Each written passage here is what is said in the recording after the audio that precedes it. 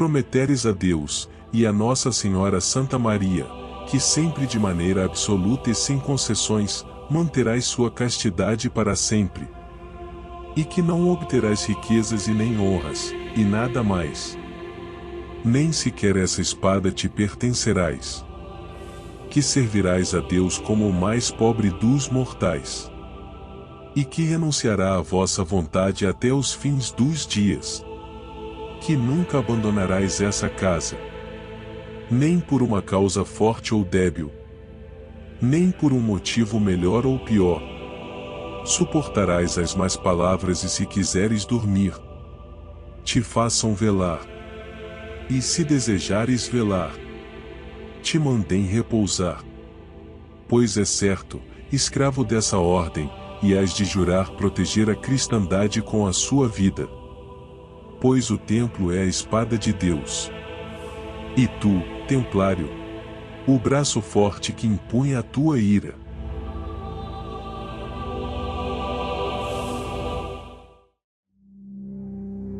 A Ordem dos Templários foi uma das instituições mais poderosas da Europa medieval e, certamente, uma das que mais se esmerou em cultivar uma tradição épica. Os Templários em Portugal. A Ordem dos Templários, ou simplesmente o Templo, ou pobres cavaleiros de Cristo do Templo de Salomão, a despeito do nome oficial, era uma das mais ricas e poderosas instituições da Idade Média.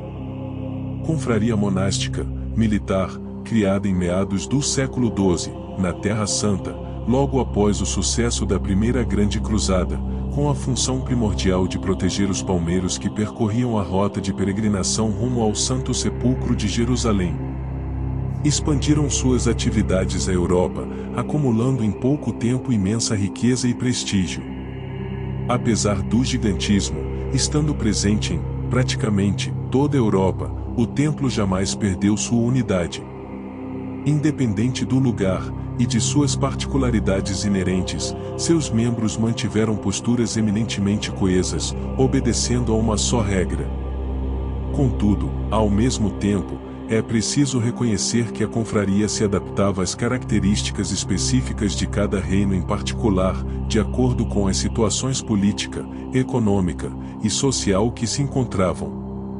Os cavaleiros templários, por exemplo, da França e da Inglaterra, ocupavam-se, sobretudo, com atividades financeiras. Ao passo que os freires que serviam na Península Ibérica, principalmente nos primeiros anos da Ordem, integraram-se nas guerras de reconquista. Em grande medida, o templo deveu sua expansão nos reinos ibéricos à luta contra os mouros.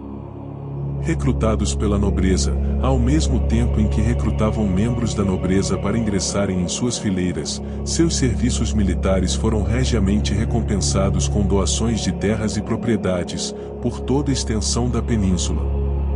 A relação entre a recém-fundada Ordem dos Templários e os ricos homens e infanções portugueses remontam ao início do século XII.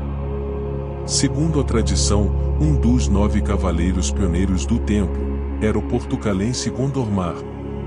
Trata-se de uma figura misteriosa, com relativamente poucas citações documentadas, e que desaparece antes do fim da década de 20, do século XII.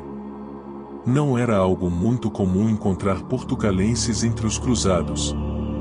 A sociedade portuguesa não assimilou com exatidão o espírito de cruzada ultramar, que os monges cluniacenses procuraram disseminar na Península Ibérica, no século XI. Apoderou-se de seus elementos principais, e adaptaram-no à sua realidade imediata. Ao contrário de grande parte dos reinos europeus, entusiastas da mística da cruzada, como a França, Inglaterra e o Sacro Império Romano Germânico, os portucalenses sofriam com a ameaça muçulmana em seu próprio território. Necessitavam combatê-los ali mesmo. A reconquista era a sua cruzada. Foram tomadas iniciativas para que os guerreiros nativos não abandonassem uma luta em detrimento da outra. Sabe-se, por exemplo, que no início do século XII, o conde de Coimbra proibiu seus vassalos de se juntarem aos cruzados que partiam para Jerusalém. Prometeu-lhes que se combatessem em defesa dos castelos de Leiria e da Extremadura, receberiam, caso tombassem em batalha, as mesmas indulgências divinas que os guerreiros que perecessem lutando pela retomada cristã da Terra Santa. Desde 1125 ocorreram visitas de templários ao condado portucalense. Infelizmente, não foram registrados os nomes dos freires que passaram pela região. É possível que Gondomar tenha sido um deles. Sendo oriundo da nobreza portucalense, é razoável admitir que em algum momento de sua viagem diplomática à Europa, ou mesmo antes de 1126, talvez nos anos imediatamente anteriores, 1124 ou 1125, tivesse retornado à sua terra natal e disseminado entre seus conhecidos os novos ideais que defendia. Relatos que, devido a seu peso de experiência ao mesmo tempo mística e guerreira, tão cara à mentalidade medieval, pudesse ter gerado interesse. Surgia aqui a primeira semente da tradição épica templária no condado portucalense. De todo modo, somente 3 anos depois ocorrerem os primeiros contatos oficiais entre freires do templo e os ricos homens portucalenses. Gondomar não aparece entre eles.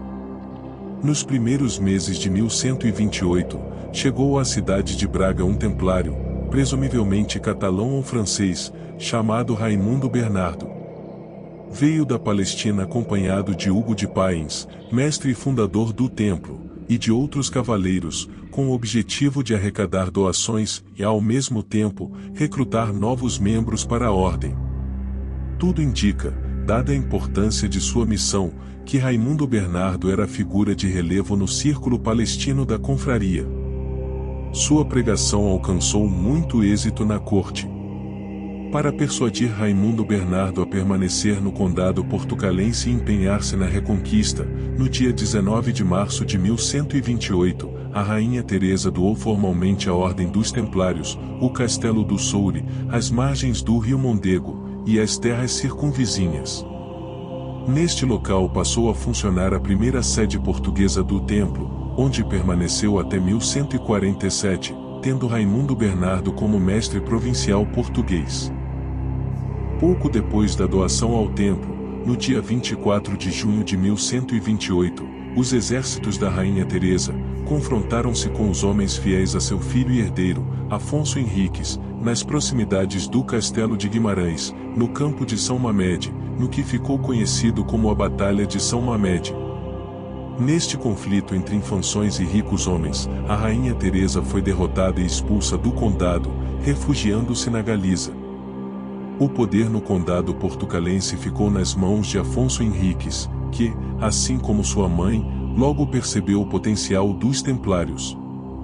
Foi durante o longo reinado de Afonso Henriques, que se estendeu de 1128 a 1185, mais especificamente em sua segunda metade, que o templo adquiriu funções objetivas dentro do lento processo de formação do Reino de Portugal. Se desde o início da década de 20, com o condado ainda sob a autoridade da rainha Teresa, foram-lhes atribuídas obrigações defensivas junto às fronteiras muçulmanas, estas até então não foram cumpridas a contento. Com dificuldades até mesmo em manter seus domínios no além-mar, como a queda do reino de São João do Acre demonstraria, os templários pouco contribuíram com a reconquista. Somente em 1134, os templários ibéricos entraram em combate contra os mouros, vencendo-os e ganhando os direitos sobre o castelo de Calatrava.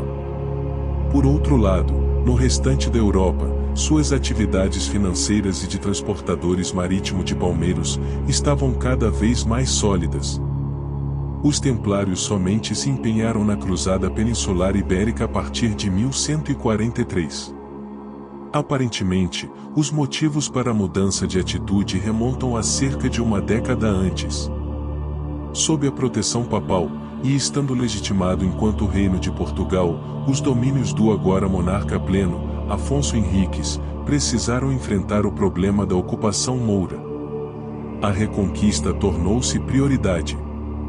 Assim sendo, os já numerosos e estruturados cavaleiros templários, armados sob o juramento do quarto voto, a cruzada, devendo obediência direta ao Papa, puderam ser encarados como aliados naturais neste esforço de guerra tão importante para o futuro do reino.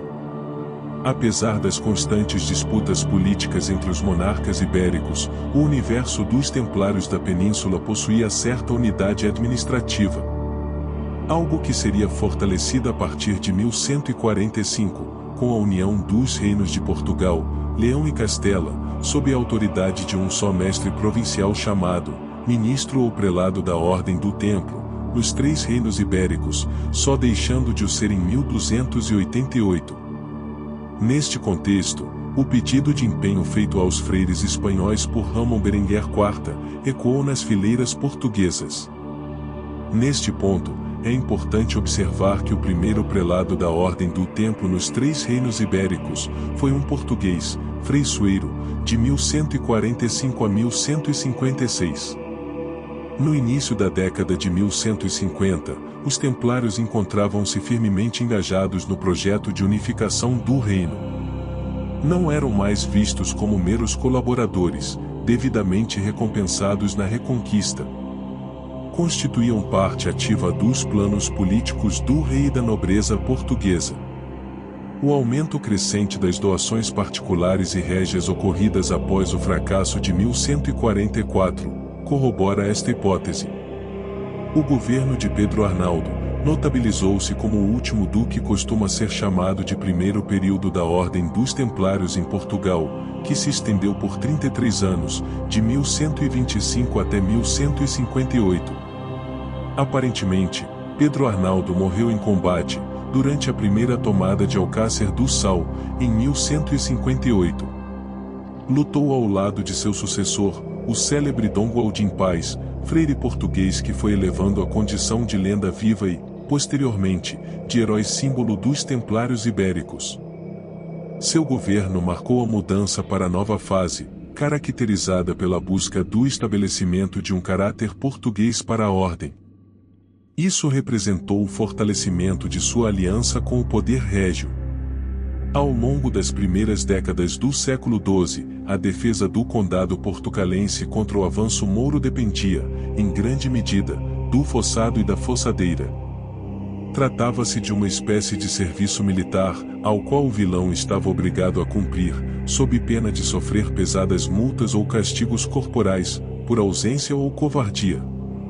A tática consistia, basicamente, em executar pequenos ataques nas terras do inimigo, sem muita organização tática ou disciplina.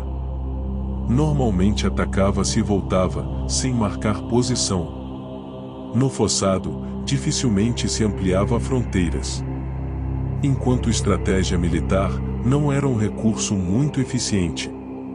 Limitado a pouco mais do que o fossado permitia, entre 1128 e 1135, Afonso Henriques não dispunha de poderio militar suficiente para empreender qualquer avanço decisivo contra as regiões ocupadas pelos muçulmanos. Nem mesmo podia consolidar a ocupação das terras ao sul do Mondego.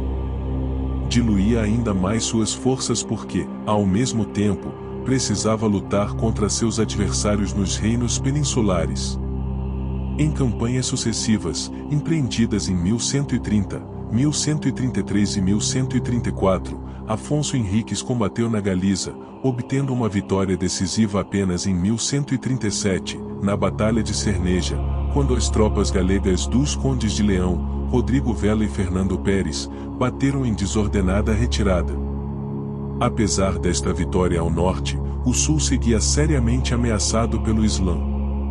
As hostes muçulmanas tomaram o castelo de Leiria, e derrotaram os portugueses em Tomar, ocupando essas áreas. Dentre todas as ordens militares, couberam aos templários os maiores encargos. A cavalaria do templo representava a mais sólida e aguerrida força do exército real. Nos curtos períodos de relativa paz, tinham a obrigação de proteger as fronteiras e informar ao rei acerca das atividades muçulmanas. Durante os tempos de guerra, exerciam tanto a primeira resistência defensiva ao avanço do inimigo, quanto tomavam a dianteira dos primeiros ataques da subsequente ofensiva cristã. Nos sítios e ataques às povoações ocupadas por mouros, tinham sempre papéis preponderantes nos planos de invasão, saque e tomada. Não raro eram os primeiros a arremeter contra os muros de uma cidade sitiada. Em fins do século XIII, os templários controlavam aproximadamente 41 povoações portuguesas.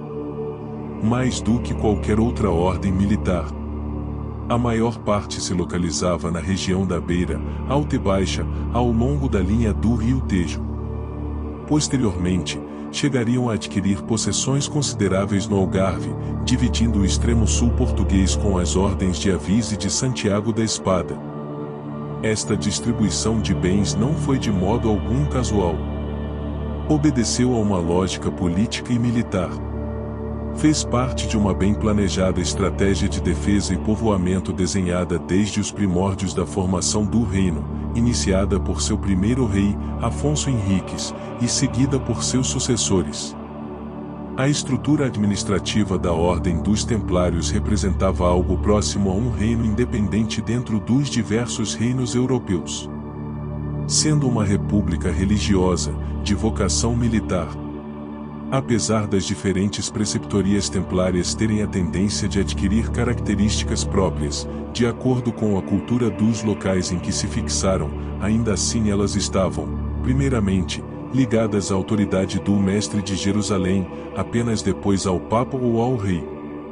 O caráter internacional da Ordem dos Templários representava uma constante ameaça às monarquias locais. Sobretudo, em decorrência do poder e riqueza que acumulavam. Com Portugal não foi diferente, obrigando o monarca a permanecer em constante estado de alerta, desconfiando de seus maiores aliados, de sua primeira linha de defesa. A despeito da imensa importância adquirida pelas ordens militares ao longo da Reconquista, a nobreza lusitana não se tornou refém de seu poderio. Afonso Henriques e seus sucessores, ao longo dos séculos XII e XIII, por intermédio de costumes e regras que foram sendo criadas e enraizadas aos poucos, souberam administrar de forma competente suas ligações com os monges guerreiros, estabelecendo desde cedo a hegemonia da linhagem real sobre os representantes da ordem aquartelados em Portugal.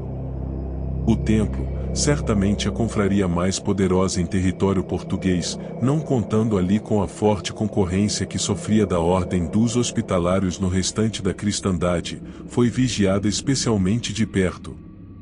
Os soberanos impunham-lhes, para cada privilégio concedido, algo equivalente em obrigação, delimitando o peso de suas relações e impedindo que a coroa fosse prejudicada pelo desenvolvimento de um poder paralelo, eminentemente sem controle. Diferentemente de outros monarcas europeus, os reis portugueses se esmeraram em transformar o templo em uma força marcada pela lealdade para com o rei. Talvez tenha sido esse o segredo da longevidade da Ordem dos Templários em solo português. Controlados de perto desde o início, jamais se levantaram contra a linhagem real. Dentre estas obrigações que se estabeleceram entre o rei e o templo, pode ser destacada a de coadjuvar o monarca em suas campanhas de combate aos mouros, não recebendo nenhum soldo. Nem para a ordem, nem para o freire de modo particular. Os próprios cavaleiros templários deveriam custear suas despesas.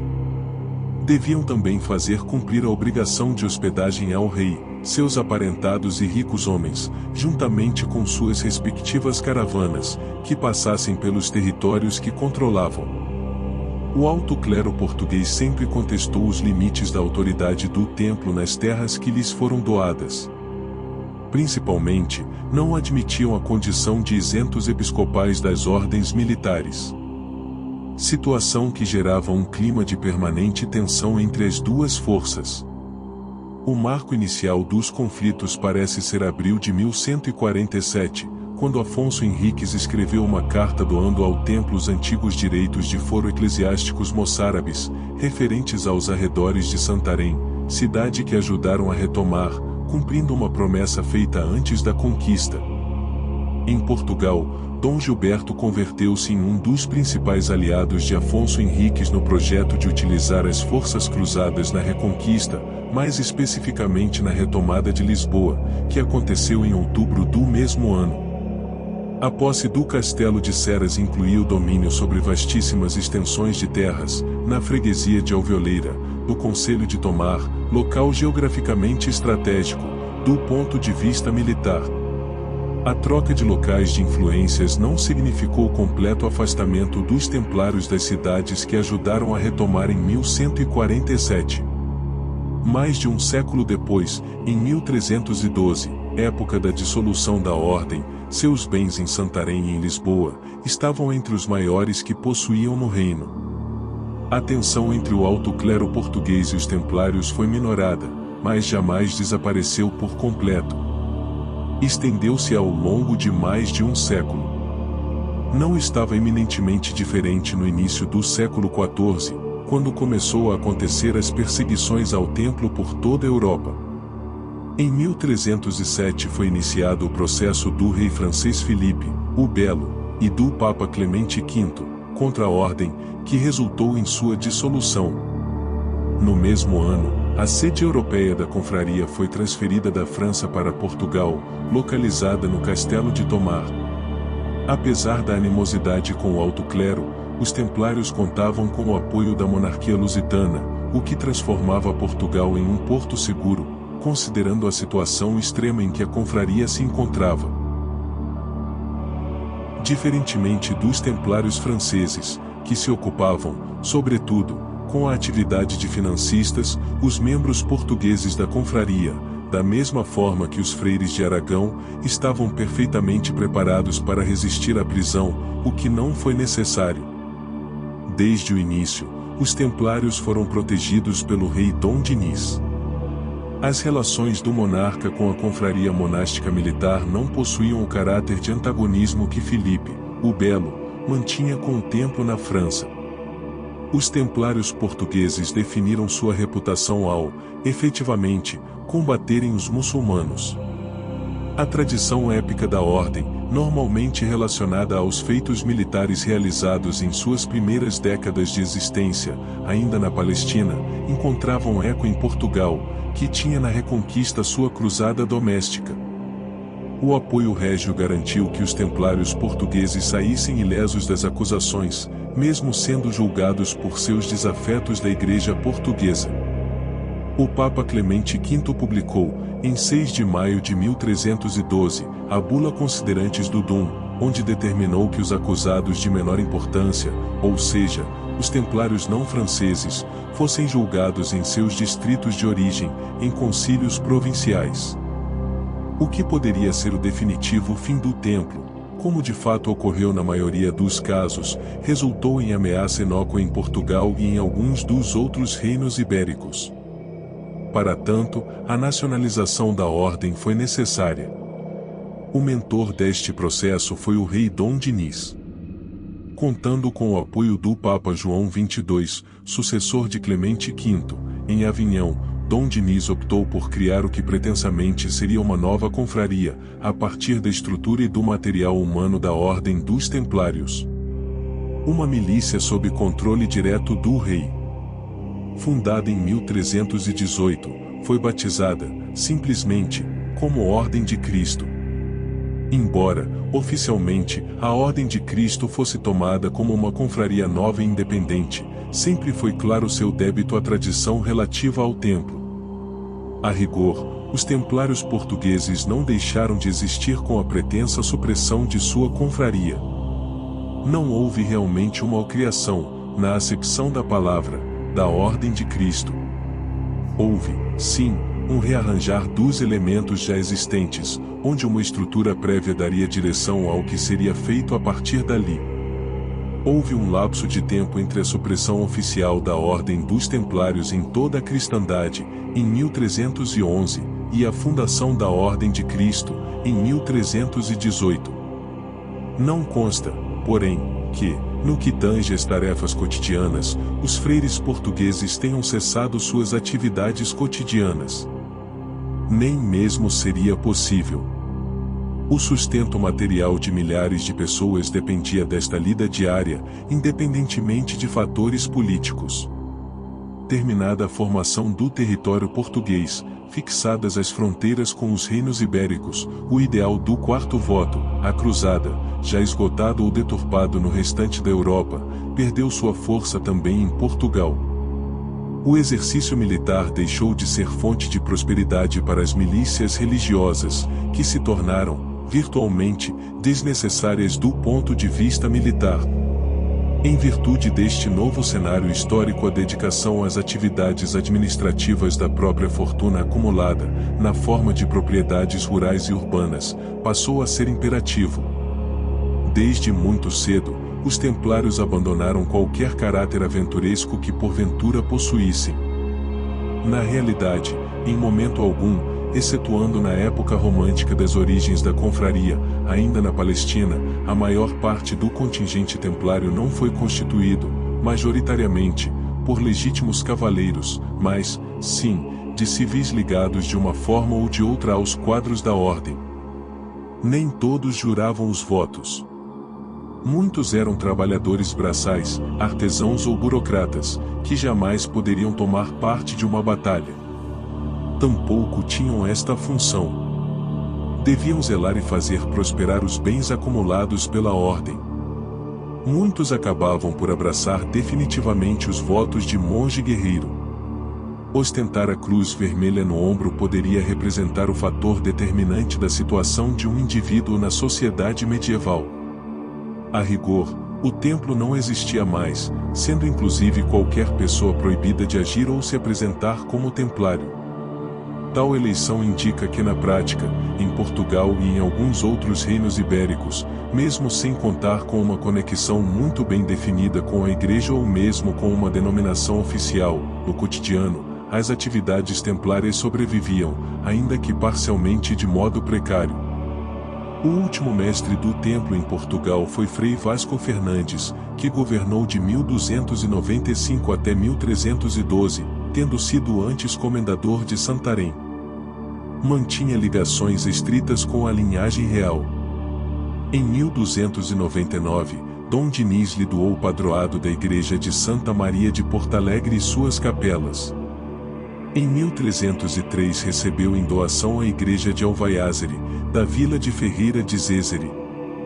Com o fim de seu mestrado, seguiu vivendo em propriedades da ordem, até ingressar na Ordem de Cristo, juntamente com uma grande leva de confrades templários. Após a abertura do processo francês, visando minorar a situação, inicialmente Dom Dinis sugeriu a doação formal dos bens do templo à coroa. Vale lembrar que nem todos eles foram conseguidos por doação régia, muitos tiveram origem em doações particulares e compra direta. Dom Dinis, buscando solução diplomática para a possibilidade de perda de todo esse patrimônio, em 14 de agosto de 1318, entregou uma procuração ao cavaleiro João Lourenço de Monsaraz e a Pedro Pérez, cônego de Coimbra, para que negociassem em seu nome junto ao novo pontífice, João XXII, o destino dos bens do templo em Portugal, e a nomeação de um administrador para eles. Importante salientar que o rei impôs o nome de um administrador templário, o que por si só demonstra a força da ligação do monarca com os membros da confraria suprimida. Ligação que garantiu, 5 anos depois da supressão em 1312, a ideia de fundar uma nova confraria que herdaria todo o patrimônio da antecessora. Depois de anos de negociações, em 14 de março de 1319, o Papa João XXII publicou a bula Ad Eaes Quibus Cultus Gestur Divinus, onde instituía, a pedido do rei português, a Ordem da Cavalaria de Jesus Cristo, herdeira dos bens dos templários, destinada à luta contra os sarracenos. A nova confraria seguiria a regra de São Bento, em sua variante seguida pela Ordem da Calatrava, iniciativa tomada com o propósito de afastá-la o máximo possível de sua predecessora. Na mesma bula, o Papa indica como primeiro mestre da Ordem de Cristo, Dom Gil Martins, mestre da Ordem de Avis. A ação de Dom Dinis contribuiu para que Portugal se tornasse refúgio para freires templários perseguidos no resto da Europa. Muitos deles chegavam trazendo riquezas consideráveis. Na verdade, outro mito formou-se em torno desta corrida pela segurança. Contra todas as expectativas, os ganhos financeiros para Filipe, o Belo, e Clemente V, ao final do processo contra os templários, foram decepcionantes. Esperava-se uma fortuna colossal. Porém, relativamente pouco foi recolhido. Especulou-se que os cavaleiros templários, conscientes do que estava por vir, esconderam seus tesouros em algum lugar secreto. Presumivelmente Portugal, onde a confraria contava com um cenário político favorável. O mais provável é que tal ideia não passa de outra lenda, mas é fato que diversos freires renegados conseguiram asilo em Portugal, junto a seus confrades já devidamente reincorporados na vida pública. A nova confraria logo se estabeleceu como um importante elemento na burocracia portuguesa. Foi peça fundamental nos planos de desenvolvimento marítimo de Dom Dinis. A mística em torno da herança templária é pródiga em teorizar acerca das contribuições que deram ao desenvolvimento das ciências náuticas em Portugal, uma vez que, já nas primeiras décadas de existência da Ordem de Cristo, os ex-freires templários, aproveitando a experiência que adquiriram no transporte de valores e palmeiros pelo Mediterrâneo, em rotas que tinham Portugal como um de seus principais pontos de passagem e abastecimento, construíram portos e estaleiros em Lisboa. Muito desta perspectiva baseia-se no fato das caravelas portuguesas exibirem bandeiras com a cruz vermelha da Ordem de Cristo, obviamente uma herança visual templária. A navegação lusitana alcançaria seu auge já no século XV, com importante participação da Ordem de Cristo. Liberados dos votos de pobreza e castidade, alguns dos maiores navegadores portugueses, como Vasco da Gama e Pedro Álvares Cabral, foram membros da confraria. Mesmo com essas liberalidades, o sentimento místico jamais se dissipou. Tudo indica que a prática religiosa era regular nas caravelas. Nem sempre embarcavam clérigos, mas as orações aconteciam, fosse em grupo ou individualmente, quase sempre dirigida ou por iniciativa do capitão, e muitas vezes um freire secular da Ordem de Cristo. A colocação de cruzeiros e padrões em posições-chave indica a preocupação em destacar a presença do fator clerical das expedições. Ao mesmo tempo, parecia ser comum que os tripulantes levassem consigo toda a sorte de artefatos religiosos, como crucifixos, rosários, amuletos entre outros, assim como livros de orações e calendários. Somente isso explica as diversas ilhas que foram descobertas durante as viagens sendo batizadas com o nome do santo do dia. E ainda a imagem mais óbvia, as imensas cruzes vermelhas pintadas no tecido cru das velas dos navios. Mesmo nesta fase de grandes e novas conquistas, a tradição épica da confraria não foi esquecida. Pelo contrário, servia de incentivo para que novos feitos fossem realizados em somatória.